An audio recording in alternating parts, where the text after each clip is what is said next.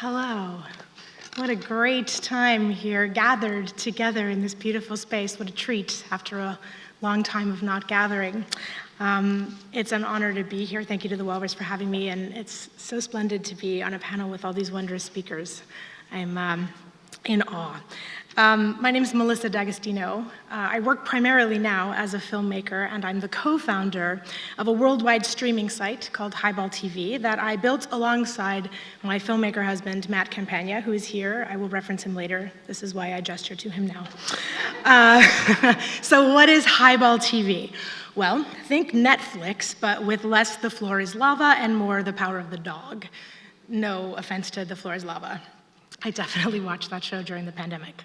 It's very quiet in here, so I guess nobody else did. I have no shame about it. I thought I'd talk a little bit about how building HighballTV in the way that we did helped us to connect with filmmakers and audiences alike in the pandemic in ways we could never have expected. So I've been making film and digital media projects for over a decade now, and traditionally the way to finance these projects has been by applying to a small number of public and private organizations that in order to access funds. For film and television in Ontario, there are like 5 that you go to, that you go to administer and gatekeep the funds. And they have very specific and narrow views about what Canadian media should get produced, programmed, and promoted. Now, Matt and I make things in a very unique way. We have lots of different skill sets, acting, directing, writing, editing. So we like to keep our teams very small, nimble, and focused. And the projects we've made under this method had garnered us some attention and some accolades internationally. But every time we went to these Canadian funders, we were told that what we were trying to do was impossible. I will repeat this. The thing we had already proven we could do was deemed impossible. And yes, it was quite baffling that our entrepreneurial and our innovative ways weren't appreciated in Canada, because elsewhere in the world they were seen as a feature, not a bug. And so we knew we had something to offer in terms of building a structure. And we're not particularly good at taking no for an answer. You might even call us annoyingly persistent, and you would be correct. So in 2017, we noticed that smaller digital broadcasters were launching streaming platforms to share their work, and we realized that with our skill set in art and technology, it would probably be easier to build our own broadcaster than to access one in Canada. And we were right. So we built HighballTV in our living room. Or out of our living room, I suppose it doesn't live there, but from our living room. We didn't have money from a giant telecom company like Bell does, who owns Crave. We didn't receive any public funding like CBC, who owns Gem, some other streamers you might watch and enjoy. We did meet with investors, and they wanted us to grow quickly and try to compete with larger platforms and cash out by selling HighballTV as a startup, but we knew that wasn't for us. Artistic freedom and invention was key to us, and we knew that if we built something sustainably over time and carefully curated both the library and the means by which we supported the site, we might have a chance at longevity and creative freedom. Soon enough, we had a captive audience, a growing library of films, and we became recognized by CAVCO, which is the governmental body that administers Canadian tax credits, which meant we could make films, which was the thing we wanted in the first place. Hurrah. And then the pandemic happened, which sounds like a very dramatic moment right now where everything could collapse and fall apart, but like any good movie, there's a twist. And somehow, when the pandemic hit, we were uniquely positioned to grow, not stall. Our viewership tripled since people weren't going out to see movies anywhere, they were home, and we had built a thing they could access. We were able to expand our team, hiring 5 full-time employees, and it turned out that because we were already working in a smaller, more inventive and agile way, so many of our goals were suddenly within reach. You see, all the larger productions, the bigger, more cumbersome companies, didn't know how to move forward in the spring of 2020. They couldn't safely operate their business models at that scale, so sadly, in our industry, like so many, they had to take this unfortunate and indefinite pause. And that meant that investors didn't have films to finance because films couldn't be produced safely. Or could they? Enter HighballTV and our unconventional approach that everyone had dismissed.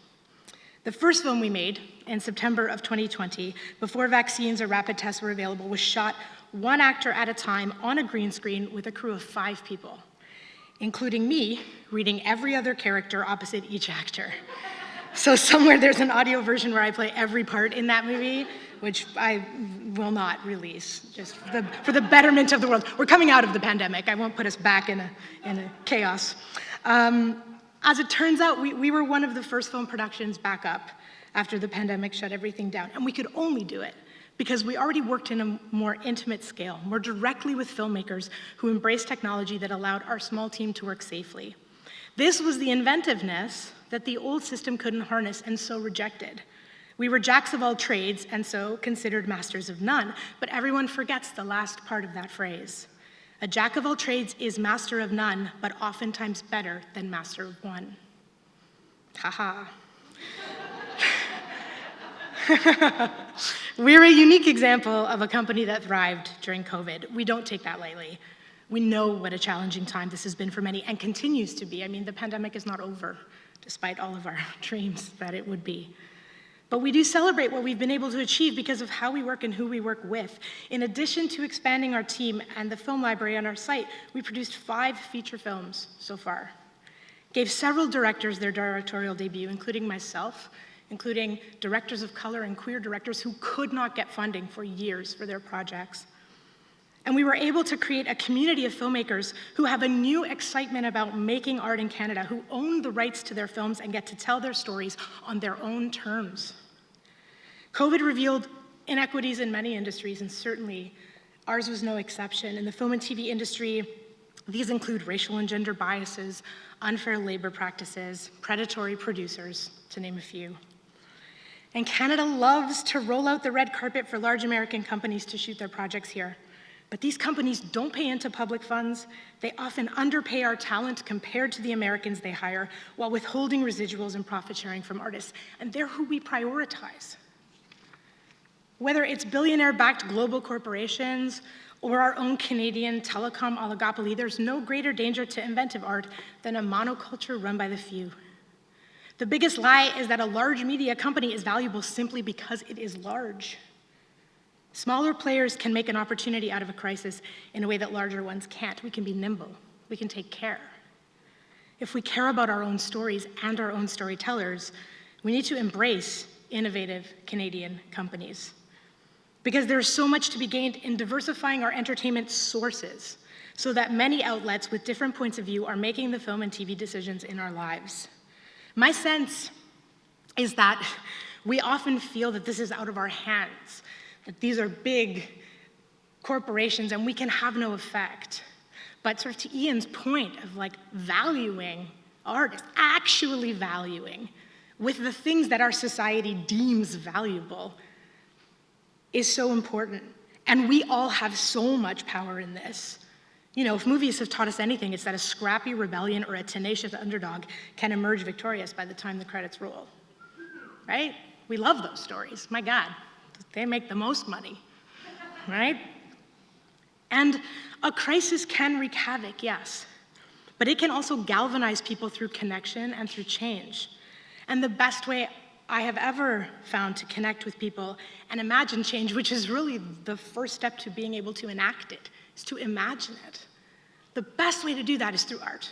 I know no better way than through the minds of artists and their work.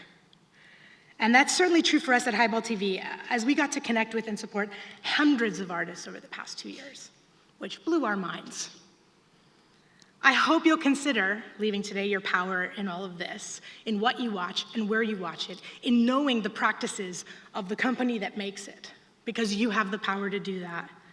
Support a local artist or an arts organization. If you don't find one that you love, one that serves you and your community, build it, support it.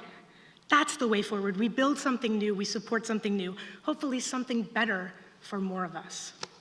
Thank you.